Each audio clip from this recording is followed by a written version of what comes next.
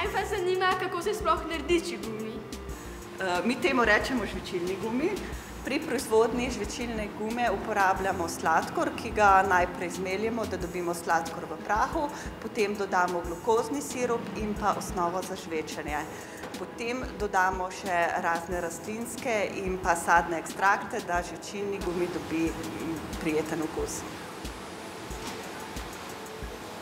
V prvi fazi se vse surovine zmešajo, potem jih prenesemo na stroj za oblikovanje, kjer se najprej formira žvečilna kača in nato se oblikujejo kroglice. Kaj pa se zgodi, če ga pogoltneš? Priporočljivo ni, če se nam pa zgodi, se naše telo ga prebavi in potem izločimo. Kako pa naredimo, da so različnih oblik? Se zmeša velik hlebec, ki se potem na raznih strojih za oblikovanje oblikuje v kocke, kroglice, palčke, v te različne oblike, ki jih poznamo.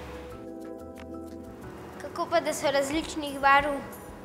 Žvečilni gumi lahko pobarvamo v zaključni fazi, to pomeni, ko imamo že žvečilni gumi oblikovan, ga oblijemo z naravnimi barvami v velikih kotlih, kjer se vrtijo. Barve, ki jih uporabljamo, so naravne, to pomeni, da izhajajo iz rastlin, naprimer korenja, špinače, jagode in tako dobimo rdeče, rumene, modre. A pa imajo žvečilni gumi okus po špinači?